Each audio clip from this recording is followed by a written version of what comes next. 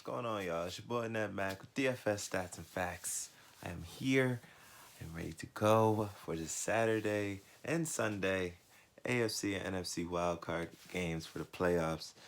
And you see, I'm pulling my hair because I'm a little nervous, man. I don't know what's going to happen. All right, when it comes to picking out these winners, but what I do know, and going off of facts, is that the Patriots are probably going to beat the Titans. I know how much people want the Titans to beat the Patriots, but somehow the Patriots always find a way. But before I even get into that, man, as always, thank you for all the support. Thank you for all the love and the comments and, the likes, subscribes. I really appreciate all of that, man. Make sure you tap the bell. Make sure it rings, so every time I do one of these things, you'll know. But yeah, 2.25 fantasy football millionaire game for Draftkings. You already know where I'm at. It's Draftkings all day. $1 million the first for the winner. If you want to put that $25 up, I don't see why not. But yeah, crazy week 17. You had some people playing, and then you had some people really not playing. But don't let that confuse you this week. That's why I'm here, to help you out. But we're going to go with, starting off with the DFS value, fantasy, high and low, who I think should be a go, who I think should not be a go. Because I'm jumping right into bums to stay away from right after that. But yeah, man, fantasy value, I'm going Michael Thomas. I'm going Michael Thomas high, man. 9,300. He only gave you 7.7 last week, but come on. It's week 17. They really didn't need to win. It wasn't really going as hard. Expect him to go that hard today with Drew Brees. Tomorrow. The Saints play tomorrow against the Vikings. But yeah, 4 receptions, only 37 yards. But keep in mind what he did in week 14, week 15, and 16. All 30-plus fantasy. And I think a game like that is going to happen again with red hot Drew Brees, who is definitely a star in charge. I'm going to talk about. I'm very excited. I'm going to be jumping around a lot. But yeah, man, it's room to make money every week, but it's in the playoffs now. It's a little different, man. It can get really spooky out here. But yeah, you got Cole Beasley and John Brown. I think with that duo, they both have fresh legs. They did not play last week. Buffalo was pretty smart with that. Cole Beasley is at 5'6", and John Brown is at 6,000. Do not forget about those guys. Real quick, week 16, Beasley had 20.8, and John Brown, he had 16.9, week 15, and 12.6 that following week. So don't forget about those guys. Sony Michel, 4,600, very cheap. 13.4 last week, 18 attempts, off of 18 attempts, 74 yards and 1 touchdown. Tennessee is 21st against running backs. So either him, James White, or Burkhead. See, the Patriots and the Eagles do have one thing in common. They really don't know who they want as their running back, if that makes sense. Or they have too many running backs. Either way, it's hard to choose running backs from those teams because you don't know who's going to get it that week. For example, you saw what Boston Scott did last week for the Eagles. Jordan Howard is back this week, so we're going to talk about that as well. But getting into bums to stay away from, because I just really want to get that out the way today. I really don't have much on here. Excuse me, I'm trying to find my bums now. I can't find them. But I actually still remember who they are. Mohamed Sanu, he's at 3,900 for a reason. He's not really doing much. He hasn't done much, honestly, this year, even when he was on the Falcons. But he really hasn't been doing much since he's been on the Patriots, for obvious reasons. But 6.5 last week, 3 receptions, 35 yards. That's about it. Boone, another bum to stay away from. This is 2 weeks in a row for him. Even though he balled out last week, gave you 27. Don't expect that this week because my boy Dalvin Cook and Madison is back. So that drops Boone down to third string running back. A lot of people don't know that. A lot of people want to pay attention to that and just go off of last week and put him in. You don't want to do that. He had 17 attempts, 148, and 1 touchdown, though, last week. But, again, I don't think that's happening this week. My opinion, you can do what you want, but I'm just saying. Yeah, man, stars in charge. I already said one, but, yeah, Drew Brees, man. He's been doing his thing, especially off of the last 5 weeks. He has no interceptions and 15 touchdowns. Just off of last week, he had 22 in fantasy. Gave you 253 yards and 3 touchdowns. So Drew Brees has been doing it. And that was a game they really didn't even have to do much. But Drew Brees was like, nah, I'm here. Boston Scott, again, mentioned him already. I was very excited, man. NFC Offensive Player of the Week. Boston Scott Come on, man. Fresh out the practice squad. Like, come on. He should have been in there. But yeah, Boston Scott, he's at 5'8", gave you 35.8, 19 attempts, 54 yards, and 3 touchdowns last week. To add on 4 receptions at 84 yards. Seattle is 22nd against running backs and 26th when it comes to total yards. I throw that in there just in case he does get in there and they give him the ball and comes out with a screen or something like that. You just never know. But yeah, they are also 22nd against rushing yards too. So yeah, man, keep Boston Scott in mind. But again, I don't know what the Eagles are going to do, and I'm hoping that they do play him and keep him in there. I would definitely keep him in there if I was Doug Peterson. But Jordan Howard coming back, they might try the whole three-headed running back thing, which is cool. I understand it, but I just really hope it works because I know we can beat Seattle. Ward is another big guy for me. For the Eagles, 5,200, gave you 10.3 last week, 6 receptions, 43 yards. Week 15 gave you 19.1, week 16, 11.6, and just last week, I already said it, 10.3. So he's been showing his involvement with the Eagles offense. All the other wide receivers are done, and either in IR or just straight up just done. Jeffries, Jackson, and Aguilar, all 3 of them are still out. Ertz might be out. He is question mark right now. But Dallas Goedert is probably going to be a good move, and that's going to bring me to the Titans turning up. Talking about Dallas Goedert, might as well jump right into it because he is another good pickup for Titan this week if my boy Ertz don't play.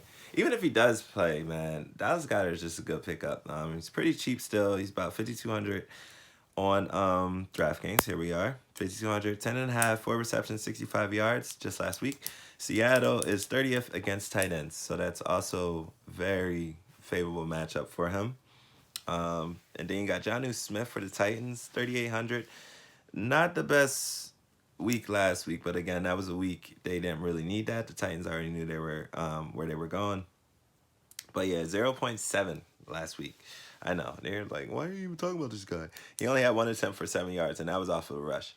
But I think they're going to use him a little bit more this week, especially against especially against the Patriots.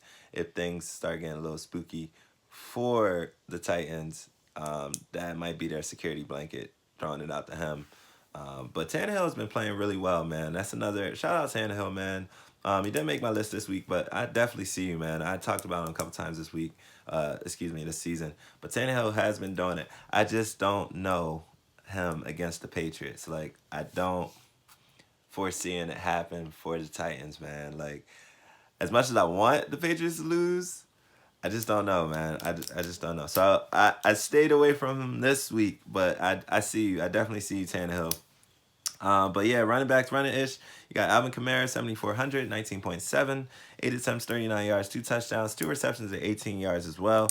Minnesota is 14th against running backs, so you want to keep that in mind. Derrick Henry gave you 42 last week in fantasy, 32 attempts, 211 yards, 3 touchdowns. New England, however, is 2nd against running backs.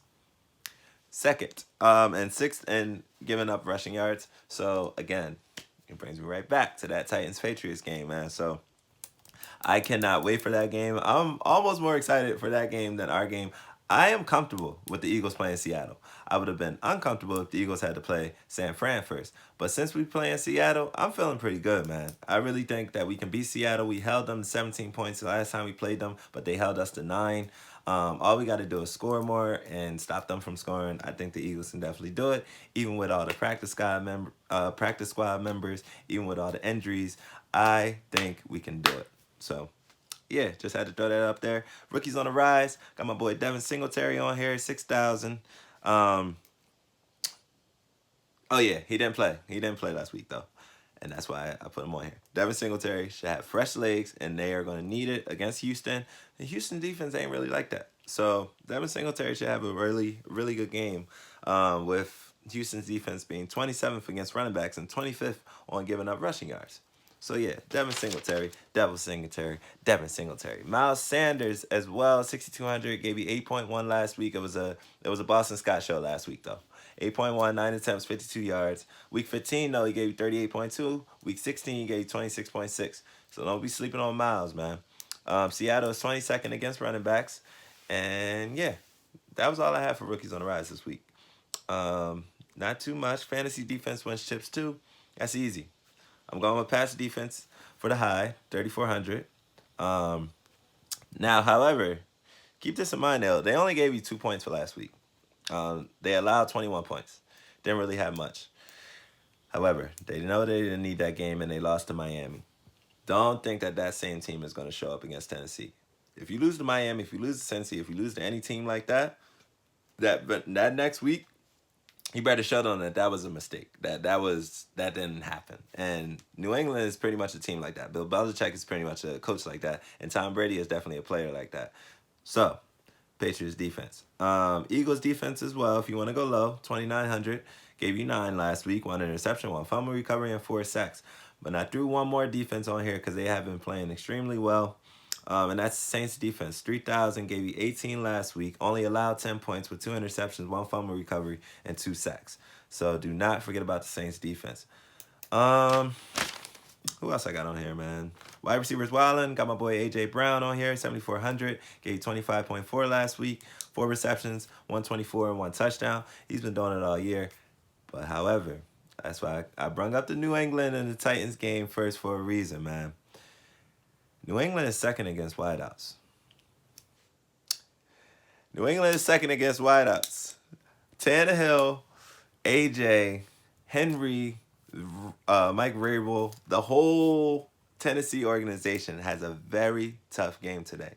However, if they pull this off, it will go down in history as one of the biggest and greatest upsets ever, I feel like, especially in the playoffs. But yeah, man.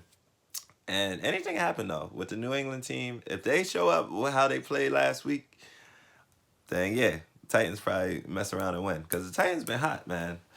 But playoffs is a whole different monster.